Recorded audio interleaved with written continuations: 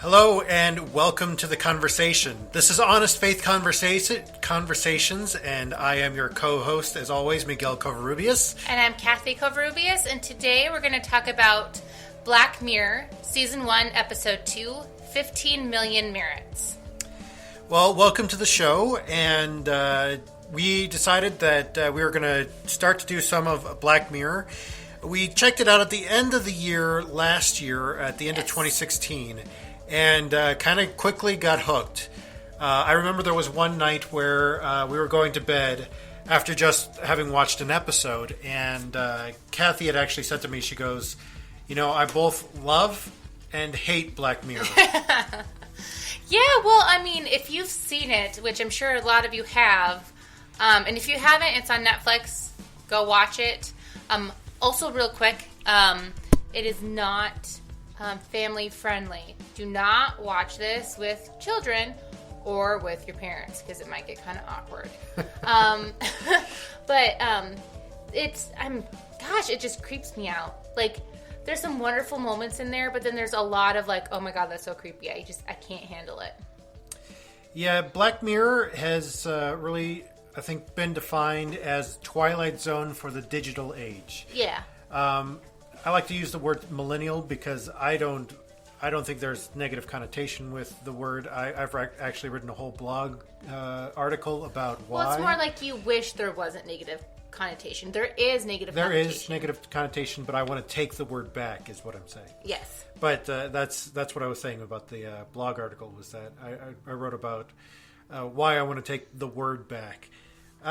But anyway, Black Mirror has often been defined as the Twilight Zone for millennials, but we wanted to kind of include Gen Xers and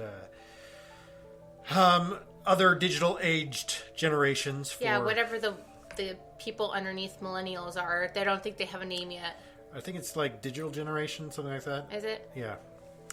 Anyway, this particular episode that we're talking about is the second episode of the series. Yeah, we were going to do the first episode, but I we may get back to that. During the current political climate, it might not be the best option for us to kind of talk about. No.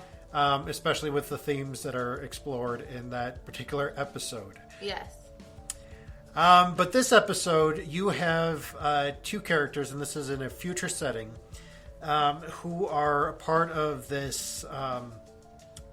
This something that I have a question about, and I'll talk about a little bit later on. Like a workforce? Yeah, workforce or slave thing, or... See, I don't know. See, that's what's confusing is I don't know if... Like, to me, I definitely be like, yes, this is slave labor. Like, you're on a bike all the time, basically just to power electronics. But I don't know if they are billing it as slave labor. I think they're more like, you're helping society by being on these bikes. But you can't... There's, like, no end in sight. Yeah, so that's why I can't really define whether or not it's slave labor or workforce. Yeah. But it's set in the future, and they kind of it's taking a lot of our modern culture, a lot of our digital age, and taking it to the extreme. And I think that's kind of what this show is all about. There's each episode kind of takes and explores what if we kind of took this a little bit further? What if this kind of kept going the way that it did? And you can see our art this week is actually from a website that we'll have to give you in the description down below. But there's one of the episodes of the third season where people go and they rate each other, and the rating is kind of a currency, a social currency, as well as a economic currency. And so I figured that's in particular, it kind of fits this as well because we're talking about Black Mirror, but also it gives our Twitter handle. So yeah, so that's kind of the extreme that it took it to. I want to talk a little bit about this episode in particular because of the themes that it explores. for me, and we'll talk about this later on, primarily because this particular episode scared me more than any of the others. And so I'm going to leave a lot of that stuff for the controversial issues segment because a lot of this is controversial issues. And there is just something in that I want to explore a little bit. But first, I want to talk about the absurdism of it all. We talked before in the Good Place episode with Sartre and Jean-Paul Sartre. I can't roll my tongue for some reason today.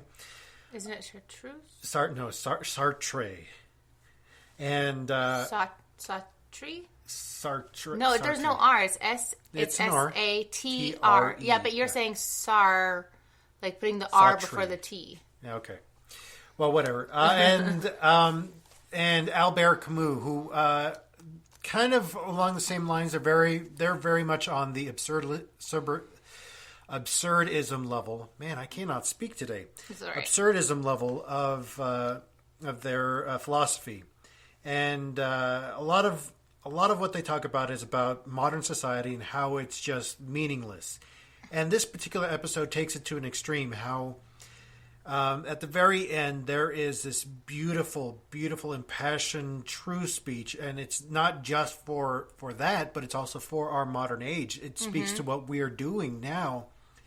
That the character Bing kind of goes in and talks about all this stuff is that you're taking something like true and real and you're distorting it and you're making it fit you. Yeah, or you're using your hard-earned money and you're like trying to earn this money to buy fake things. Yeah. Like avatar stuff. Like that's one thing that I hate apps where they're like, oh yeah, you can purchase this cool outfit for your avatar, but you have to pay $10. I'm like, no, I'm not going to pay $10 for something that I can't like actually ever have, and there's no use for it. You know what I mean? Well, a lot of those freemium games, granted, I have spent money on freemium games before. Oh, Miguel. On The Simpsons, is that still a thing, by the way? Is The Simpsons... Tap out? Tap out, yeah. Is that still a thing? I don't know. If one of you listeners knows, let us know. Get back to us.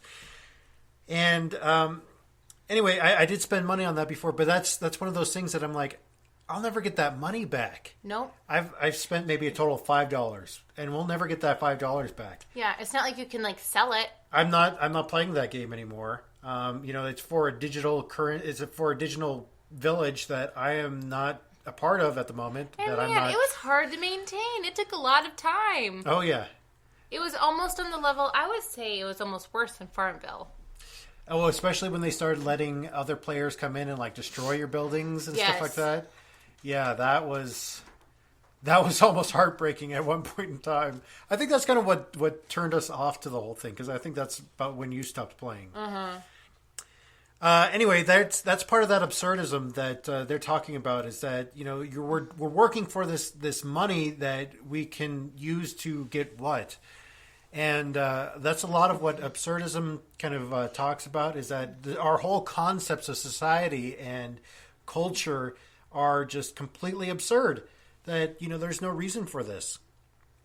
Another thing I wanted to talk about this episode, and basically all of Black Mirror, because most of it is set in the future. There are some episodes that are set in kind of modern age or the not too distant future. I want to bring up the distinction between prophets and fortune tellers. There is... Not profits as in money, but profits as in like... As in, prophet person. The prophet David? No. Prophet Name a Daniel. prophet. Daniel, is a yes. prophet. Elijah and Elisha are both prophets. Yes, those kind of prophets. But in fortune telling, you have a picture of what it's definitely going to be. People who are going to say definitely going to be. There are a lot of fortune tellers that are very vague in their fortune telling. Oh, you're going to have happiness in your life. Well, who isn't? And you're gonna be sad one day. yeah, okay. And then, you have prophets who speak truth to power, and you have a picture. They often give a picture of how things will be or how they could be if they continue on a certain path. Especially with the prophet Isaiah in the Bible, you have an instance where he's talking a lot about how things are going to be if they continue going down this path. And you have kind of split up into 3 different sections in the book of Isaiah, but that's a different story for a different day. And anyway, I wanted to make sure that there's a distinction between that, because I think that Black Mirror is intended to be more prophetic in saying this is the way that things are going to be if they don't change. Yeah. Especially in some of their other episodes. Like this one, there's certain elements of it that I can see coming true. However, there's other episodes in Black Mirror where I'm like, yeah, no, that could be a thing in like 5 years. This episode in particular, I think, scared me the most because I think that I can see this happening. And we'll get to that in the controversial issues segment, because there's a lot of controversial issues in this particular one. I also wanted to bring up a parallel that I didn't really think about until this morning, was that his speech at the end of this, Bing's speech at the end of this, kind of mirrors Pagliacci's speech in the beginning of of the opera, the very beginning, in that introduction where he's saying that here all these actors are real, that they're doing real emotions and stuff like that. And if you've ever seen Pagliacci or heard or read about Pagliacci, is that it's this play about a clown who goes home and finds out that his wife is kind of cheating on him, but she's not honest with him about it. And but they're both actors in the show. The second act is them putting on the show, which is basically the same plot line, that the sad clown finds out that his wife is cheating on him. And so it all comes to a head in the middle of a show during the second act, where Pagliacci ends up stabbing his wife in front of the audience, and then stabbing her lover in front of the audience as well. I think it mirrors a lot of that in this, because it's kind of the same thing. It's kind of dealing with the same issues that theater portrays the drama of reality in absurd ways. It kind of takes it to an extreme so that you can understand and see that there are issues going on in our world that we need to take care of, and so often we just kind of gloss over them. Well, and I would like to add that for, like, what they did with Bing is they took his emotion, they took his drive, and they perverted it. Yeah. For their own gains. And you can kind of see that, like, in the end scene when he is on, the television and he's doing his spiel. Like, it's not the same. Like... Well, he gives the same passion. He gives some kind of the same words. But the problem is the very end, where you see him switch and say, well, same time next week. See, I would argue that he doesn't give the same passion. Like, you can tell a difference. There is a bit of a difference, yeah. And that's what we'll come to a little bit later when we're talking about controversial issues. But, they do the same thing with Abby. That's not the same person. And yeah, this is something that we'll talk about a little bit later on with this, because there is a couple of episodes of other shows and other things that I would like to talk about that kind of explore this idea a little bit further. So with that being said, I'm going to just open it up for the controversial issues. And the first thing that I want to talk about is the consumerist society. Is the reason why I see this happening in the future is because right now we have a dwindling middle class. And it's not just in our own country, it's not just in the USA, but also most of the world over, is that you have a middle class that's kind of dying off. This is especially true for millennials. There we go, I get to use that word again. Because we in effort are working our hardest to get money that, the baby boomers will look at our pay and say, oh, no, that's more than enough. It's not more than enough anymore because of inflation. In fact, just over the past 10 years, if you have seen the grocery costs like kind of rise over the past 10 years, if you've been paying attention, it's incredibly difficult to make a living nowadays. Yep. I mean, even today we were out and we were buying things, and we bought butter. And I was thinking about the butter, and I was thinking about, I remember when butter like this was only like $1 for a container this size. We bought like a bigger thing of butter for, well, it's a spread, not exactly butter. It doesn't really matter. But it was $4. $4 for the spread. What? I didn't realize that's how much it was. I would have said don't buy it. But that's the funny thing is that's $1 more expensive at that particular store that we went to than at the regular grocery store that we usually go to.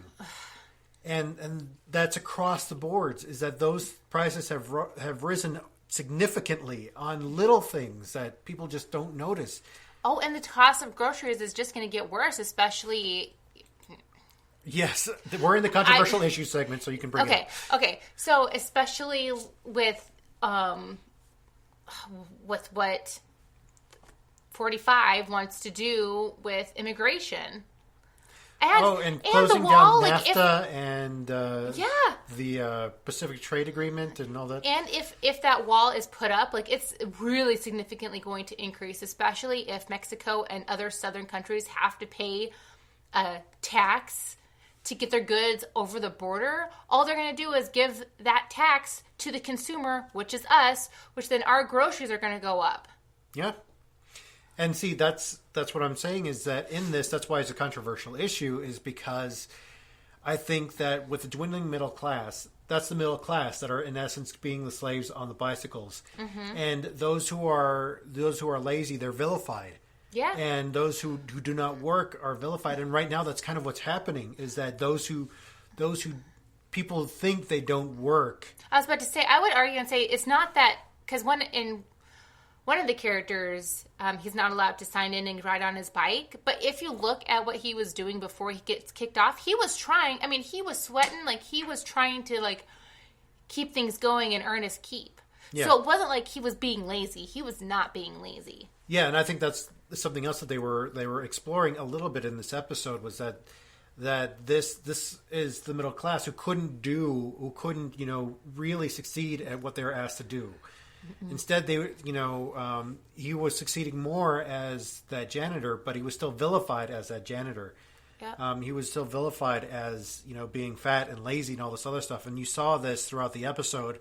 The way they vilified them was by putting them in these television shows where they were just humiliated. Mm-hmm. I mean, it was horrible. And then they're also in the video game where they were the enemy, where you were shooting them and all this other stuff. And so, well, and also, didn't Bing at one point in time, and they were talking about food, how he said at one point in time, like, he was buying he was buying junk food. Yeah. And then he started craving it more, and then it became a vicious cycle. Like, he couldn't, like, keep up with the credits. I wonder too if, like, they purposely have that to try to, like, get people to get bigger, so they can kick them off, so then they can put them into these shows. Yeah, and that's the thing, is that they're in essence in slavery because they're kept where they are. Is mm-hmm. that the entire society is built up so in a way that they can keep people exactly where they are. Yeah. And this is another big part of the controversial issue segment here that I wanted to talk about, is that especially with healthcare, the way that it is with the proposed replacement to the Affordable Care Act. Which, by the way, I don't know any drug that's the price of a candy bar.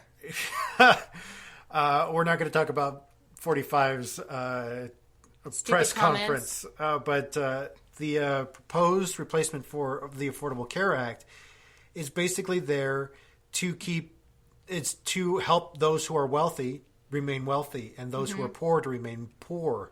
And that's what I see kind of happening with this. Eventually, we're going to be put in these giant electricity mills on bicycles. The middle class are going to be put on these bicycles, and only those who are able to continue on with the bicycles can, ever hope to, afford a ticket to the big time, this reality show that it's going to get them out of it. And speaking of the reality show, Let's go on to our next topic here, which is continuing the cycle. Is that this episode there kind of it shows a reality show where people can kind of make it so that they can become bigger stars and they can actually get out of the cycle of everything and to be the big pop stars or whatever. And it's kind of based on our modern reality shows and contests and stuff like this. Which, by the way, I believe I want to say I read an article recently that actually said that America's interest in reality shows have actually decreased, especially the ones based on talent. Yeah. Like, people just really don't... I mean, we've seen it all before. Yeah. Well, and, I mean, something that they say in this episode, which I kind of resonated with, was something that I think has been happening, is that so many of these singing shows, reality shows, are about singers and musical talent and vocal musical talent. Mm-hmm. Not any musical talent, just vocal musical talent. And it's been this way with things like America's Got Talent and all this other stuff, is that you only have kind of this vocal talent, and those are the people who kind of make it far. But really, some of the other people who are on the show are extremely talented in the things that they do. And if they just applied themselves or they just marketed themselves, and that's the problem, is that a lot of people expect these artists to be able to market themselves at a level that only professional marketers can do, and not everybody is a professional marketer. Mm-hmm. I mean, here, even with this show, our podcast, is that I'm trying to market it. I'm trying to get it out there a little bit, and I'm not a professional marketer. I'm trying hard to get it. People well, and marketing costs money, which we don't really have at the moment. And it's all part of this kind of cycle. And this is what happens at the very end there with Bing, is when he gives his impassioned speech, is that they give him a chance to get out of the cycle, but in essence he reaffirms the cycle. He makes new products for people to buy for their digital avatars. He makes those television shows which keep people entertained on their bicycles while they're still in the cycle, and he's not breaking the cycle at all. He's in fact helping reinforce the cycle. And this right here is one of my major fears, is that I fear that as a youth minister, I wasn't able at all to break the cycle with these kids, with these teenagers, to be able to tell them that religion is different. Religion is not about what they're telling you. That the whole thing with getting in tune with Christ, in tune with God, is about action. It's about loving your fellow human being. It's about doing all those things. And I fear that everything that I've said, everything that I've done, is just remaining part of the cycle, is making them good Americans rather than good Christians. And that's something that I'll talk about at a different date. Is what it means to be a good Christian, in my mind, is not the same thing as a lot of people's view of what it is. Is that a lot of people think that being a good Christian or a good religious person is being a good American or being a good citizen. And no, it's not. It's about putting other people in front of you. It's about sacrificing yourself for the greater good, in essence, in a lot of things. And that terrifies me. It terrifies me that I may have been just a part of the cycle, that I just reinforced the cycle instead of breaking it. And I don't know how to move on from there. I'm sorry you feel that way. I'm sure there are some of your youth, though, that don't feel that way about it. Like, I know. I mean, even if there's some of your youth who no longer associate with any church anymore, but they still are good people, and that's really what really matters, is that they become good people. Yeah.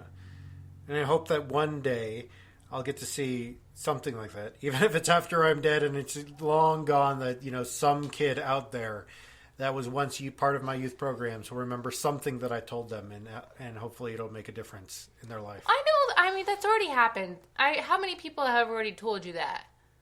Well, there have been a few, but yeah. I mean, it's just something that I fear, in essence. And I mean, it's like you said, is that they took him afterwards and they took something that was beautiful and they kind of exploited it. beautiful and real and true, and exploited it. And that's what they did with Abby in a different way. They twisted her into something else. They twisted her into this porn star thing, and that's not what was true and beautiful about her. And like I said before, that I was going to bring this up again, was that recently the film theorist Matt Pat on YouTube has the game theorist and the film theorist. Which are good, by the way. I really enjoy them. Yeah, I really enjoy his episodes. Even if I haven't played the game or watched whatever it is that he's talking about, is that he usually makes it pretty good. And even though it's a lot of puns, which I really enjoy, but some people don't. I love punny. On this, he does an episode on a YouTube weirdness, I guess it would be called, is this, I don't know if you've seen this or not, but this YouTube star called Poppy. She's been also been doing like music videos and like pop songs and stuff like this, but it's been, he talks about how it's just performance art, that all of it has been performance art to show how society kind of takes a pop star and twists them and turns them into something that they're not. And it usually happens very slowly and very gross. And you can see this at the very beginning. If you start at the very beginning of Poppy's episodes, and this is what Matt Pat talks about, is that this is what they do to her. Oh, yeah. And like other stars, like real stars have confirmed this. Heck, even like, oh, hold on. We're going to have to go get baby. Okay, sorry, that was a false alarm. Anyway, so like Pink has been outspoken about that. Heck, in her songs, like she even says how she like early in her career, they said, yes, you have the stuff to be a big star. However, you can't be who you are anymore. You have to be somebody else. And she fought against it. And she is a rock star. Like, I love her so much. There is also, I got a weird glimpse when I was a teenager into the other side of contemporary Christian music artists. You would think that a lot of the church kind of doesn't really do this with people. They don't take their talent and the things that are beautiful and true and twist them and turn them into something else and pervert them for their own gains. But they do. My sister was actually dating for a while one of the contemporary Christian music rock star guys, and we got to hear a lot of stories about what artists are like behind the scenes.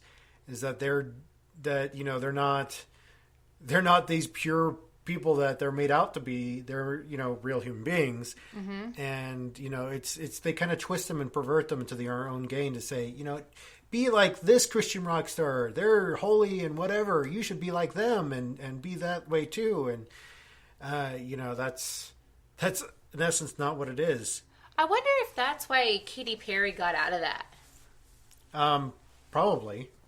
Yeah, I don't know. For all you guys who don't know, Katy Perry used to be a contemporary Christian music artist. Yes. You can actually see her in one of the POD videos too. I don't know what POD stands for. It stands for Payable on Death, but it's they were a Christian rock band, sort of heavy rock band in the 90s. See, I was not influenced in my youth by all of this kind of stuff because I don't know. I wasn't forced to listen to it. Yeah. Well, this brings us to our next big controversial issue here is the church. Is that in this madness that you have, and this is something that I've been kind of railing on for the past, couple of episodes, true, but you have this church that they do this with their members, they do this with everybody, is that really there is no, they like to become this weird kind of cult instead of a community. Yeah. Is that, they kind of pervert each and every individual's individuality for their own gains. You know what that reminds me of? Rev. Like when the other pastor comes in. Yes. And like yeah, precisely. Mm-hmm. Oh, by the way, if you haven't seen Rev, go watch it. It's amazing. Yeah, we may have to do an episode on that later. Yes. I was just thinking about that this week, but I mean, in this, you have. I mean, this is the way that I put it: is that you have what I think was intended, that Jesus intended for his followers to go against the flow of culture, to kind of go with this being a citizen of the kingdom of God. And in essence, it meant sacrificing of oneself for the community. It was not about destroying your individuality for the community. It was not about exploiting your individuality for the community. No, it was about maybe if you have a little bit more money and somebody else doesn't, then maybe you should help them out with their bills, or help them out with the problems that they're having. That society and culture will tell you, no, keep it for yourself. It's your money. Do what you want with it. Kind of thing. It's your money. Use it when you need it. Yeah. Sorry. And it's become. I think the Western church, has become this cult of the almighty dollar. Oh, yeah. I mean, and we've seen it too. I mean, we know how much pastors and priests and reverends earn a year. And it's ridiculous. Well, there are some that, especially with the smaller congregations, they don't make. Oh, no. hardly enough. I'm talking about like the really large congregations. No, yeah. Well, and that's part of my point, is that there's some of these churches, there's some of these places that are massive, that they're really only working to the benefit and to the gain of the leader of the church. Mm-hmm. Is that or the high-ranking members of the church. Yeah, or the high-ranking members of the church, that they're the only ones seeing the benefit of this. They're the only ones making profit, and no matter how much a church would tell you that they're nonprofit, that they're not for profit, that a lot of these places are in essence for profit. And, they're doing it for the profit of just a few select people. Yeah. And that's what I mean is the cult of the almighty dollar. And it's not all the churches, not every church. Oh, no. I mean, like, you've heard us talk about, we know of a lot of churches, especially, and it's for some reason, it's like, to me, what I've noticed in my life, it's always the smaller churches who tend to do the most good and be more wise in how they spend their money to be able to serve the most people. Yeah. And I mean, you can see, I think some of the most Christian examples of how to spend money, how to use your money wisely, how to be a good steward of it, are not associated with the church at all. Mm-mm. Like the head of 5 Hour Energy. Oh no! Now you're going to make me cry. I love this story. Like the head of 5 Hour Energy, that guy gives most of his money to charity. Like, he only takes like the 10% of the profits and gives the rest to charity. I mean, that's like Bill Gates and Warren Buffett, who are giving most of their money to help the world rather than, benefit themselves. Well, heck, even Mark Zuckerberg is trying to do the same thing too. Like, him and his wife, I mean, I think it's, having the struggles that they did and then becoming parents definitely changed his attitude, because once he became a parent, like, he kind of shifted his agenda, I should say. But like, go ahead. Well, I think this fits into the episode, in that what we were talking about earlier with the middle class, is that in essence the churches have become part of the system. That they're reinforcing the system, that, there are only a select few that can make it. That, it's more of an oligarchy rather than a free market economy. Yeah. That, I'm going to sound more and more like Bernie Sanders here in this episode, but I think that this episode, that, it doesn't matter what television shows that you turn to, or what, doesn't matter which, all these things are meant to kind of keep us down a little bit, is keep the man down, is the man is putting you down kind of thing. And, I mean, this is very much like in the book Animal Farm, which, by the way, is starting to sell almost as much as 1984 has sold. By the way, those are great classic literature for you to go and read nowadays. Yes, I know that a lot of us, like I know I read both of those books in high school and college, and I'm sure a lot of you have as well, but I mean, it always doesn't hurt to go back to it. I wish I had my copy, but both of my copies were school copies, so I had to return them. Yeah. Well, in Animal Farm, you have, the animal uprising, as it were, to kind of take back the farm. And at the end they're still in a totalitarian, kind of regime that, that they're still... And that's the problem with some of the ways that I see culture and see the ways that the church is being run, is that so many people are like, oh no, let's take back our church, and the people who take back their church end up becoming the totalitarian regime that kind of took over the church to begin with. And oh yeah, I mean we haven't actually been a part of those churches, but we have heard stories. Oh, I have when I was younger, much younger. Really? Yeah. Oh well, I haven't. Thank goodness, been a part of one of those where, like, all of a sudden there was just a revolt against the leader of the church, and they kicked him out, and then half the congregation started a new church, and the other half of the congregation stayed. I'm sure this sounds familiar to a lot of you, especially those of you who grew up in some kind of Christian church. It doesn't really happen a lot in the. I grew up Catholic, and I never heard of this happening. But then again, priests are appointed. Yeah. Churches. There's not like a search committee or whatever. Well, so I don't know. It's maybe it's a little different it's now. More but when I was younger, that's how it was. The non-denominate, those who are not affiliated with much larger denominations, but it happens, and it happens more often than we think. And I kind of see that the way that this is the way that society is going, and that's why I wanted to make a distinction beforehand, is that I think this episode is much more prophetic than fortune telling, and it's almost leveling on the plane of fortune telling, because it's starting to get in a way that way, especially in the church, is that you keep these members, you keep certain members down so they can continue to do that work that you need them to do, but they get run down. They get run down, they get burnt out, and all these other things. And so anyway, that's me going to go on a rant on those things, but.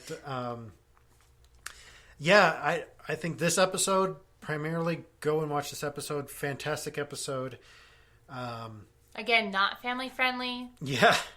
And there are a lot of more issues Actually, that we Black didn't even Mirror. talk on in this particular episode. So if like you the see fact anything, that they don't see any outside at all, like that's another thing. Like only the elite can like look outside and see trees. Well, you notice that even at the end there, that him looking outside, that wasn't really outside. That was like a digital outside. Yep. So I think all Black Mirror episodes are in the same universe, and I think they kind of play in together. But that's a different topic for another podcast theory. episode. So with all of that being said, I want to just take a little bit of time here to kind of invite you all to come and be a part of the conversation. And I wanted to say that there was so much that we didn't talk about today because I would like to get you guys' take on it. I'd like to get your input. And you can do that by tweeting us, and you can actually see our Twitter handle up on our artwork for this week. And, talk about this episode of Black Mirror or a future episode, which we may actually get to, and we'll use your audio from if you give us a call.